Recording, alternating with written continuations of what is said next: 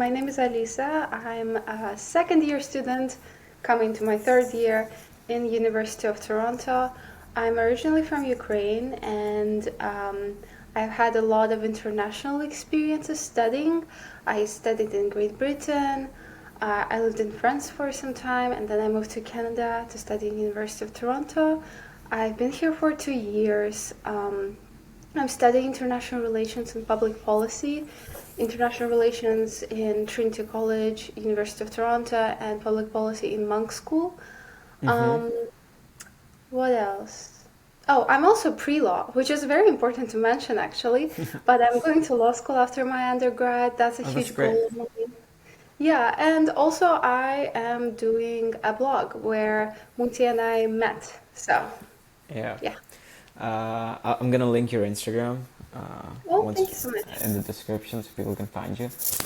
All right. So like before we dive into your story, can you paint a picture of what your life was like before of Feb 22, like you told us, or your dreams and plans as a student in Ukraine? Oh, okay, sure. So, my dream was to basically, I got into a good British school. I was studying in a program called International Baccalaureate, which is probably quite familiar to both you and the listeners. Mm-hmm. Um, it's a great and really challenging program. Mm-hmm. And my goal was to obviously get high grades and to get the best shot in getting into the best university I possibly can. Um, that was my goal.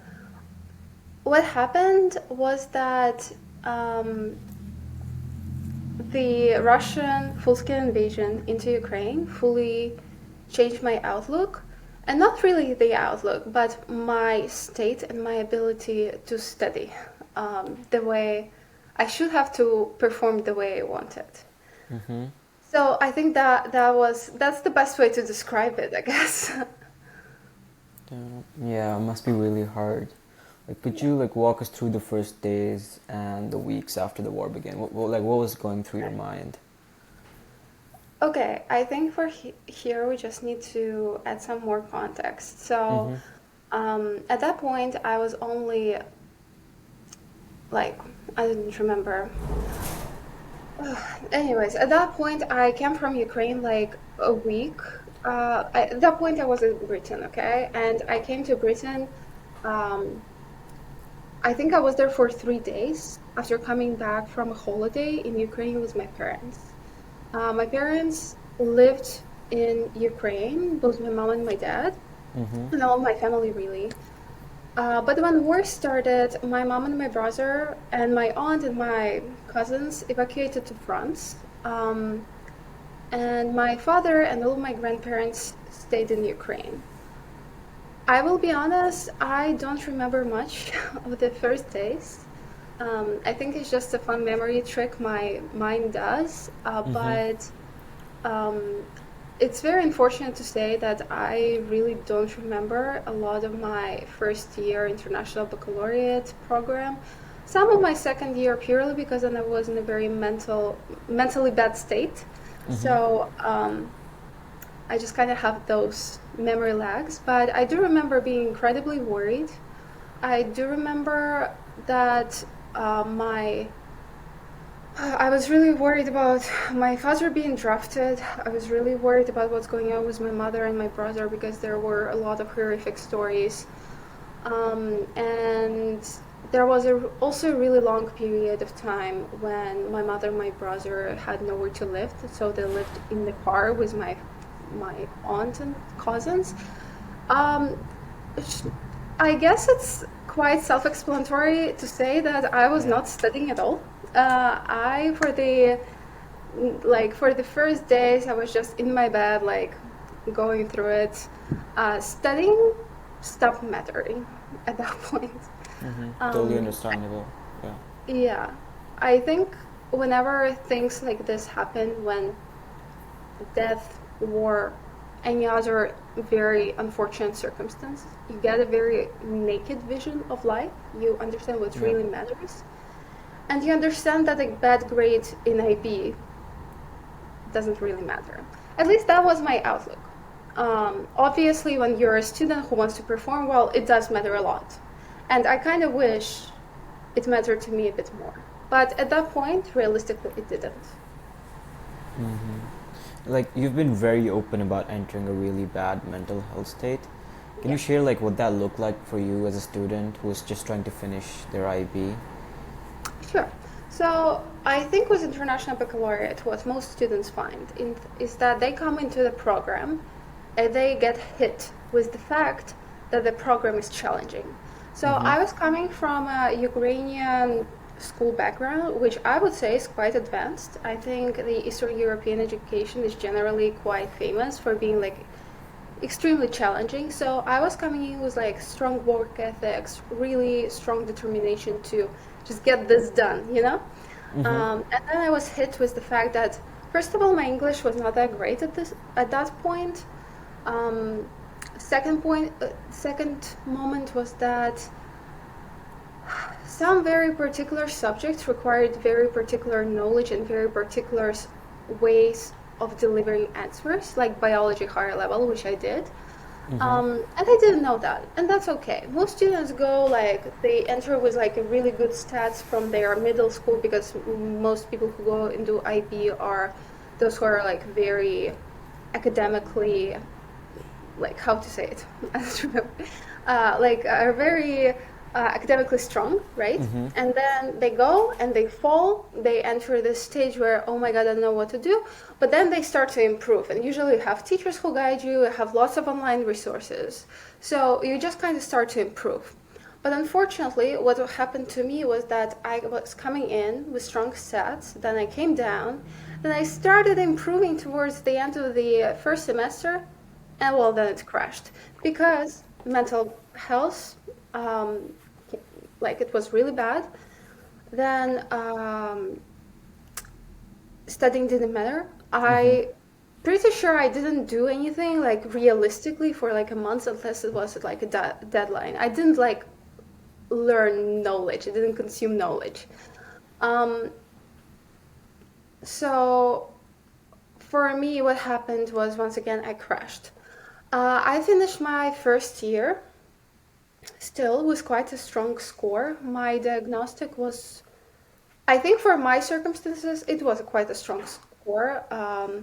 I finished with a 40 out of 45. Mm-hmm. I'm not really proud of that, but that what it is. And then my second year, what I didn't expect is that second year, it was harder. So I was improving, but also once again the personal circumstances they just started like spiraling. So my mental health became even worse. The university applications came in, just a lot of stress. Like senior year is just so hard to handle usually for students Mm-hmm. because it's just really stressful, right? Yeah. And then when you add the situation I was in, it was just like honestly it was the worst year of my life. Like I'm not going to lie. I finished with 37 out of 45. So my statistics was not great by the time I finished high school. Hmm. Okay. And like you also mentioned that you didn't remember many parts of your application process due to your mental health. I, Well, sorry, continue. no, no, no. Go ahead. I don't remember many parts of it. Mm-hmm. I will say that I didn't go through the what I would call the usual student experience when like they write the papers and they give like people to review it. They give it to teachers to review and teachers like I don't know edit it or something. I just didn't care. I sat down, tried to write it, couldn't, procrastinated for a lot until my university said like Alisa, you just have to do it. So my experience was great. I was very embarrassed. I hated the fact that I was in this situation. I was still, I didn't feel like I could get out of it. I literally, and this is so embarrassing to say, but I wrote my statement in the closet because I was so embarrassed. So I just came into my closet, closed the door. It was in complete darkness and like depression core of writing it. I did write it eventually. I deleted it right after I submitted everything. I deleted it. I didn't want to read it. I kind of am interested to read it right now, but I feel like it's like darkness. I feel like the admission officers, when they were reading it, they were like, okay, we need to get her to this university just so that she could, like, I don't know, get better or something. But yeah, that was my situation. But also, yeah, but that was my situation with like personal statements and such. My statistics, I told you, getting recommendation letters was actually quite easy, I would say, Mm-hmm. because while my statistics weren't great, like teachers saw that I was putting effort in and I was working my ass off during my second year. I'm sorry, can I No, like yeah, say? yeah, of course, of Yeah. course. Say I it's a was working my podcast. ass off during my second year. Like I was Mm-hmm. trying to make up because basically like second year, first year, I was basically absent. Like Mm-hmm. really, even if I was in class, mentally I was absent. Um, Second year, I just remember being in very bad mental health state and also working my ass off. And with personal statement, yeah, that's what I remember. With getting reference letters, sorry, I jumped from thought to thought. It was quite easy because my teachers saw that I was really hardworking. They Mm-hmm. also had quite a bit of sympathy, so they wrote me a personal statement. Well, not the personal statement, sorry, the reference letters. Okay, and for your personal statement, when you like finally sat down to write the last day, like what did you focus on? How did you decide what story to tell? Well, I think for me it was quite easy. Mm-hmm. Um, in the end of the day, I have one big story to tell, which is probably, I have lots of stories to tell, but this is the main one, and this is the one I focused on during my university application, which is the one I'm talking about right now, the war in Ukraine and how it affected me. Basically what I did is I talked about how it affected me, how it affected my family, and I also talked about my passion to help. My majors right now international relations and public policy, so it really suits my personal. It suited my personal statement at that point. Um, I did a lot of extracurriculars during my international baccalaureate, um, and most of them were volunteering, and they were volunteering for, once again, the cause of Ukraine. I organized a theater performance to raise money for Ukraine.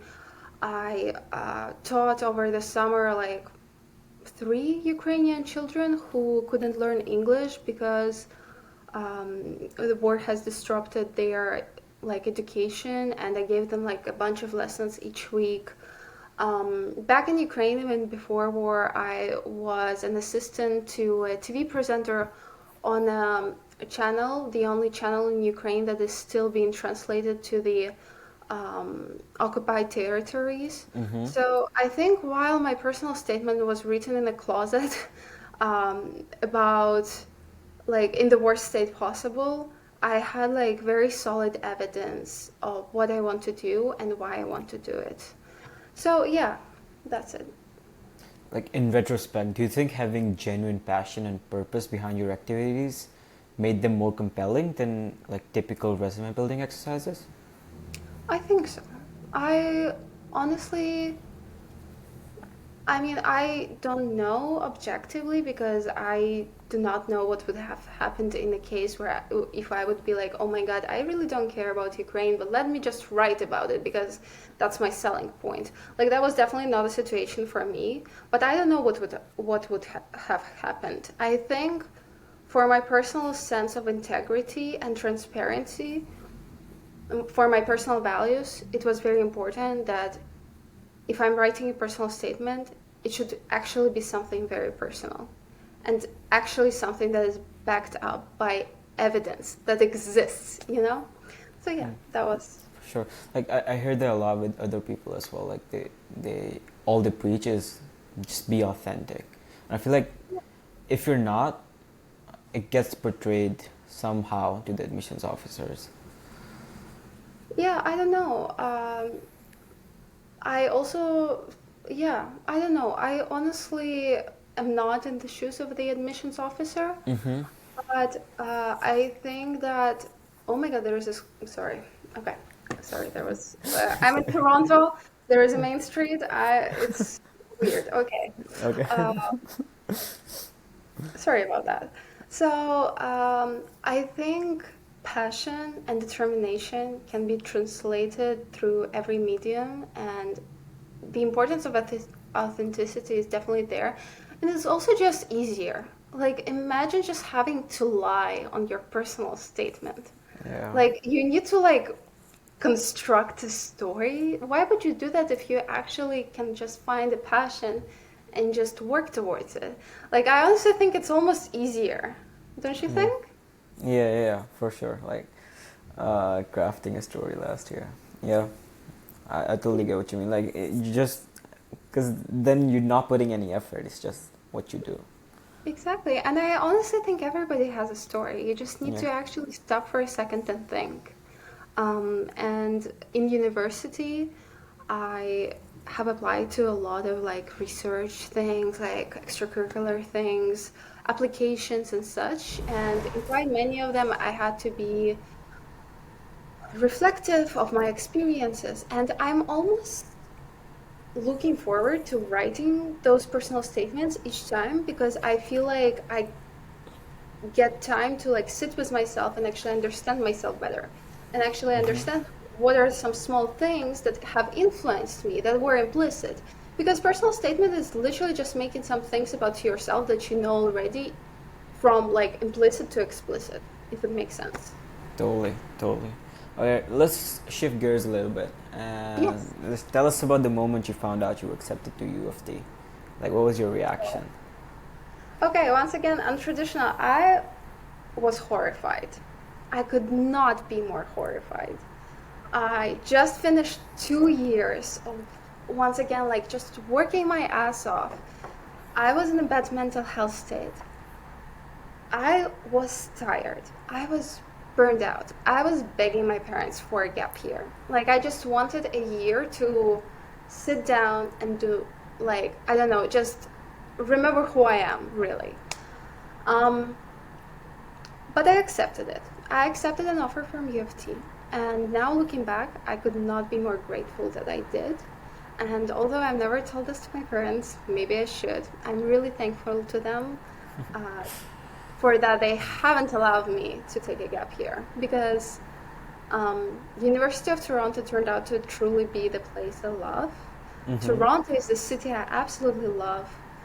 My family moved to Canada with me, so that is also incredibly helpful.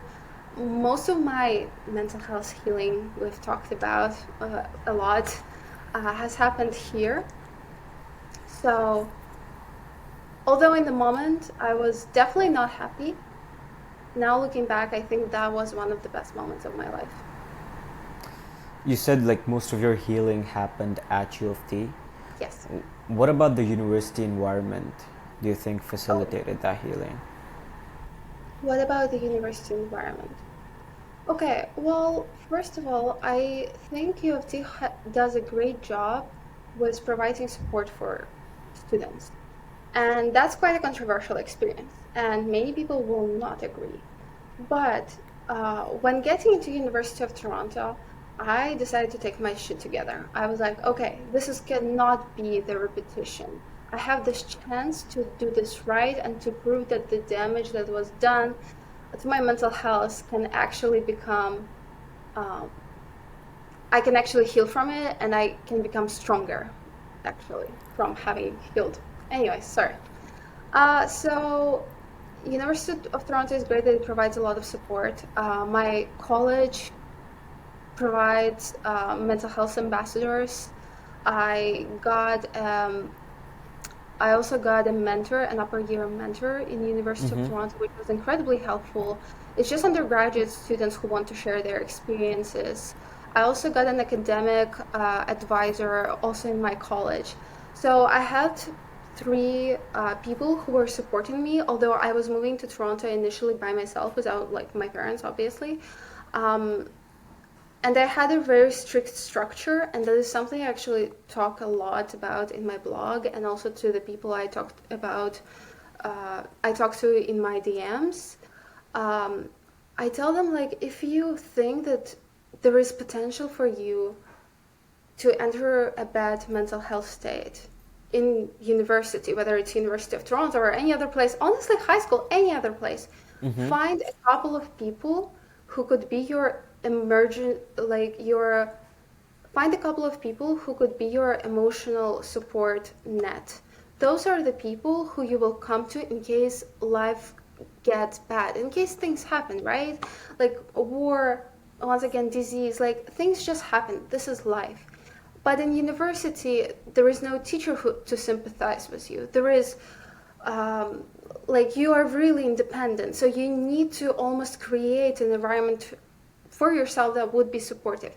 So with my college mental health ambassador, I emailed her initially talking particularly about war in Ukraine, and that affects me a lot. Then with my upper year mentor, I was talking a lot about the fact that I don't know what I want to do with my life because international Mm-hmm. relations and public policy is a great major, but there are some really strong downsides to it. Mm-hmm. And one of them is being finding a job or understanding what job you want to work after undergrad. So I was just like running around a lot trying to figure life out, and I would talk with him particularly about that. And he is like one of the key persons who have told me, who have really, how do I say it, led me to choose law, which I'm really grateful for. And the third, my academic advisor, honestly, just really helpful. I think anyone should do that just to make sure everything is in order, prerequisite-wise, because I was very confused coming into U of T Mm-hmm. regarding the university system, and she helped me a lot. So that would be my advice. Not even advice, just what University of Toronto did. It provides a lot of resources. Uh, and you mentioned you now have a 3.91 GPA after second year.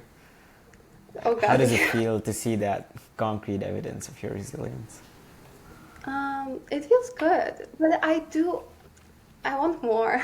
But yeah, I will be working hard to make sure it's as high as possible, because also for law school, you need a really competitive CGPA. I think my proudest moment was my first year, first semester, I got a 4.0 out of a 4.0 after the two horrendous years of International Baccalaureate. And that was the moment when I felt like I proved myself that I can do it. And you also mentioned like you became a founder of a club and worked in research groups. Tell us about like taking on leadership roles after everything you'd been through. Yes, absolutely. So during my first year, I decided that I truly, fully just want to focus on my academics. Mm-hmm. I wanted to be extremely organized, extremely disciplined, just get this done. And that's exactly what I did. I didn't take on any extracurriculars. I didn't know what clubs I wanted to. I became members in a couple just for the sake of doing it, but I was fully focused on my academics. But then during the summer, I realized that I need my extracurriculars, first of all, to make sure to raise my confidence, and secondly, also to make sure I can secure a job because extracurriculars I think are very important to secure a first job, especially if Mm-hmm. it's your first like For sure. ever working experience. So coming to my second year, I started out with zero extracurriculars, but then as I applied and as I failed a lot, and as I got rejected a lot, and as I had bad interviews, there were still some extracurriculars I got, and those became the stepping stones for the next ones. So I think also that's just what I'm going to say in case like any university students are struggling with getting extracurriculars. Once you get one, Mm-hmm. it's much easier to get further The, ones. yeah, the stack up upon Yeah, very yeah, easily. yeah. Yeah. So while I started with zero during my second year, I ended up being a founder of a club, working in like three positions in a research group, one in G7 research group, another in G20 research group here in University of Toronto. I also was an editor in a public policy magazine, undergraduate magazine. Um, what else did I do? I think that's pretty much it. Yeah, but that's great. Yeah. I got quite a bit of extracurriculars then. And then I got my two jobs. So, Ah, yeah, amazing. In this job market, especially. I know, right? Uh, all right. Like, what would you tell a student who's applying to university while dealing with trauma, mental health challenges, or like family crisis? You know, stuff like that. The, the connection interrupted. Could you repeat that, Oh, please? sorry. I asked, like, what would you tell a student who's applying to university while dealing with trauma, mental health challenges, or family crisis? Okay, I may perhaps repeat my answer, but it is get an emotional support network. Mm-hmm. Those should be the people who will hold you up in case something happens, in case life gets hard, in case you just cannot do it anymore. I think it's very important, and I think the best example of that would be my relationship with the college mental health ambassador because I reached out to her before coming into my first year. I had a conversation with her in August before my first year, where I Mm-hmm. basically just introduced myself in person and I told her about myself and I told her about the things that trigger me and the things that are hard for me, which is once again reading news about Ukraine or getting any unfortunate news about like my family in Ukraine. And she was very understanding, and she said that I can always come to her in case something happens. And I was fine.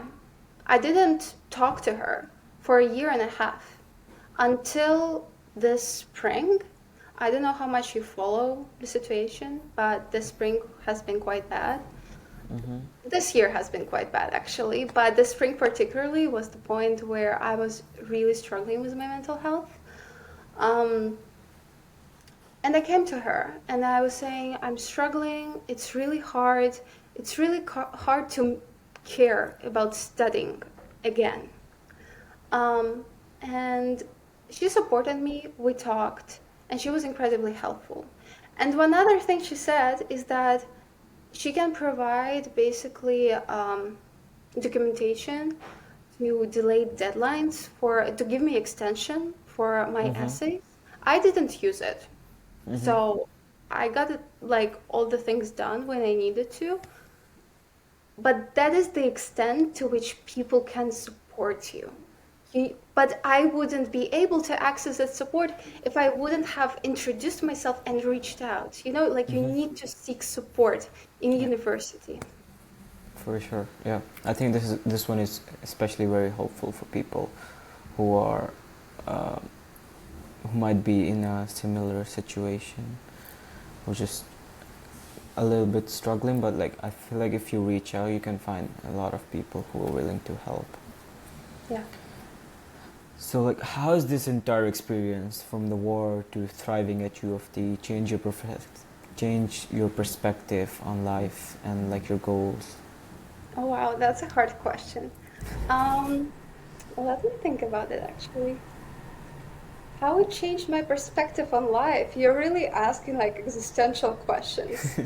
I think it showed me what truly matters. Like Mm-hmm. in the end of the day, you always need to understand what truly matters.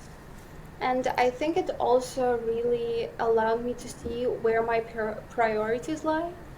And I'm currently very, very focused on my family, myself, my studies. Mm-hmm. Also, some of my closest friends, which are like my family. So it allowed me to really see what matters and isolate the noise. I would say that is the biggest thing.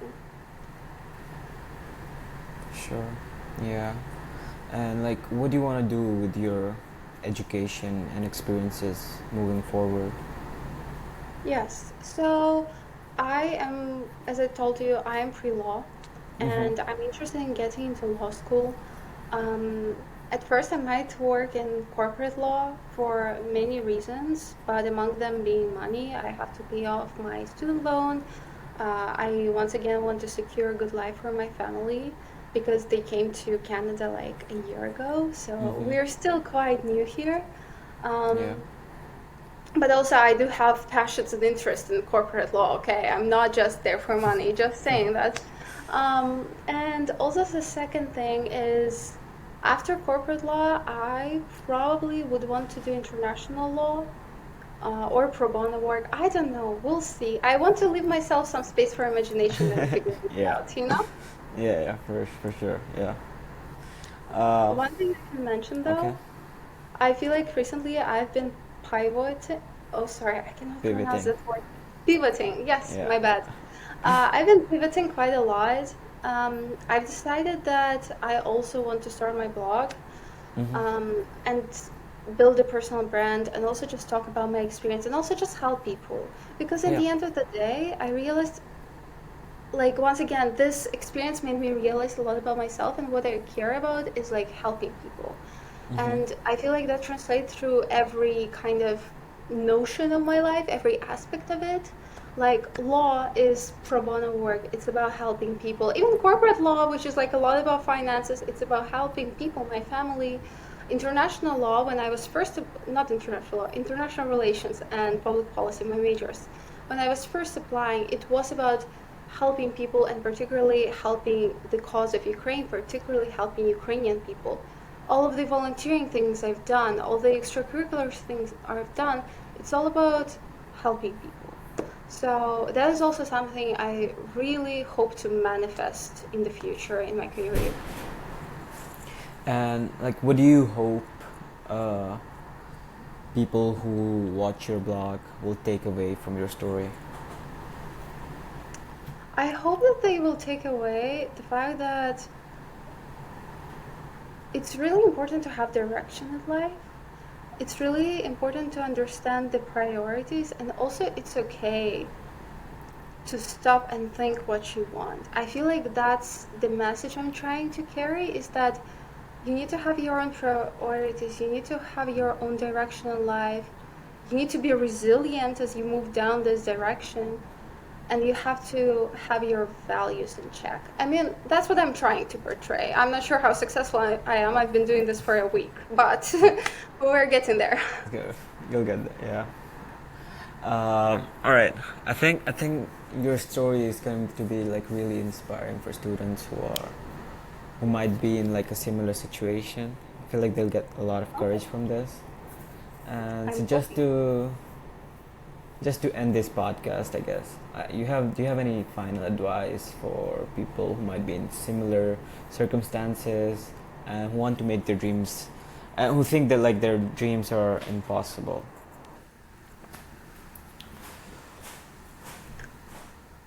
What I would say is that it's okay not to be okay. You don't have to be in a perfect state to be working on the things you truly want. It's okay to be upset. It's okay to be scared of the things that are happening. And it's also okay to care about the things that matter to you, that are not. It's also okay to care about like studying, and care about yourself, and care about self-care, Mm-hmm. and not only about the thing that is like troubling you, you know? Um, it's okay not to be okay, but it's fine. You can get That's this fine. done. Like, I'm sorry, that was such a bad answer actually, No, but no, it's okay. Yeah. I got Uh, confused. all right. Thanks a lot for your time. I'll link your Instagram in the Okay. description. And I wish all of your dreams come true. Okay. Thank you very much. Bye.